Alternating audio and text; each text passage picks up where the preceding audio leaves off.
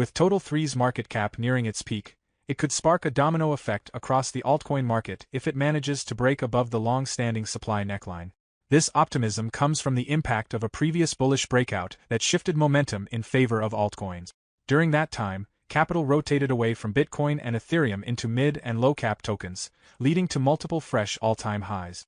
A similar breakout now could signal the beginning of the long-awaited altcoin season, where other cryptocurrencies, such as XRP, may rise to dominate over the larger coins.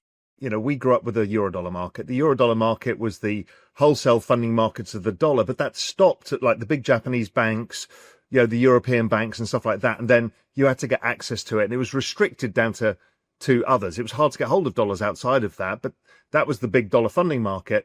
What stablecoins essentially is a fractionalized Eurodollar market down to individual level. So it means you can be in any country in the world and get access to dollars, which is an extraordinary thing. And so what you're doing is spreading the dollar and the issuance of bonds and the holding of bonds down to individuals all around the globe. Let's see whether there's actual demand for euros on a globalized basis. It feels like it's a dollar world. And even your chart of showing the amount of money piling into the US shows that crowding out is happening. And that's what we're seeing in the UK and the French bond markets, essentially, is there's not enough foreigners who want to finance other countries' debts. Raoul Pal, founder of Global Macro Investor, shares an optimistic outlook on Total Three's market cap driven by XRP. It's impossible not to look at this chart, Paul recently stated.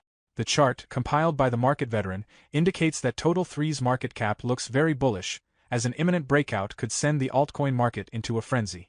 For those unfamiliar, Total Three's market cap represents the valuation of the overall cryptocurrency market excluding Bitcoin and Ethereum. Without them, XRP, the third largest cryptocurrency by market cap, notably leads the pack. Paul highlighted its bullish bias, especially as it approaches the overhead resistance of an inverted descending triangle. The index has been consolidating its structure since reaching a major high in late 2021. It attempted to break above this level during the Trump-fueled rally in late 2024 but faced resistance once again. According to Raoul Pal, one of the biggest altcoin seasons could now be just around the corner. Before we move forward, if you want to stay updated with the latest crypto events and news, you can subscribe to our channel and like this video. Now, let's get back to Raoul Pal's view on the altcoin market and the overall crypto landscape. Stop. You don't have time. Don't miss out this 2025 bull run. Educate yourself first ahead of the crowd. We have created the ultimate step-by-step crypto cheat guide that will guide you this bull run. Unlock the secrets of crypto and make smarter investments today. Now by clicking on the link below to get your exclusive copy just under $10. From our work is like, normally the liquidity cycle peaks around the business cycle peak. They're all, related. And the business cycle has been super low. If you look at the ISM, it's been below 50. And the strongest correlation to that is rates have been too high for too long. And that has kept the ISM lower than expected, which means it feels like it's elongated the liquidity cycle. Let's assume that most of the world's major central banks know the game is debasement of currency and they're all having to do it together to refinance debts. Then part of their job is to offset some of that. So if you've got to go through a debt refinancing cycle, the dollar has to weaken for everybody. Well, then the most likely outcome is they end up diversifying dollar reserves out into an asset like gold. And we've seen, certainly in the Middle East, Bitcoin being put on, various parts of the sovereign wealth fund balance sheets. So it seems very consistent with them understanding. The great one to me, the greatest of all, I think, was the Swiss National Bank, because they kind of figured out what the game was. Yeah. Because they're at all the meetings, but they're too small to matter. I remember meeting them years ago and they were like, we can do anything we want because we're too small to matter. Meanwhile, Bitcoin's declining dominance reinforces the bullish outlook for altcoins. Since reaching its peak earlier this year, Bitcoin's market share has been steadily falling, with Ethereum leading the rally after recovering in recent weeks. This renewed downtrend in Bitcoin dominance has reignited enthusiasm for altcoins, supporting Raoul Pal's view that the market could be on the verge of a rally similar to the historic bull run. He has pointed to a weakening dollar as a catalyst, and recent chart movements have only strengthened these expectations.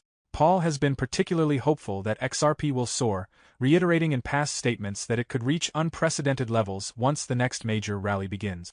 Analysts often see Bitcoin's declining dominance as a signal for an altcoin season, where assets beyond Bitcoin outperform. Paul has compared the current setup to previous cycles, noting that technical patterns and macroeconomic conditions mirror those of past surges. While he has not highlighted many coins specifically, his confidence in XRP's potential has been consistent.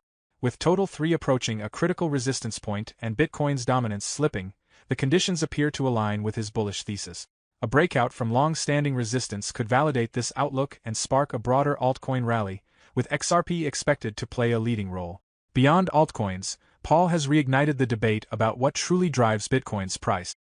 He argues that its behavior closely follows global liquidity flows, particularly changes in money supply, rather than being dictated by short-term news or speculation. His analysis suggests that the vast majority of Bitcoin's price movements can be explained by shifts in global liquidity, with price trends lagging slightly behind those changes. From this perspective, Bitcoin should be considered a macroeconomic asset, reacting mainly to currency growth and devaluation. According to his model, Bitcoin could see significant gains as liquidity expands in the coming years. He also highlighted his discussions with sovereign wealth funds in the Middle East, noting that governments in Saudi Arabia, the UAE, and Qatar are not only investing in Bitcoin but also actively working to integrate blockchain technology and artificial intelligence into their national infrastructure.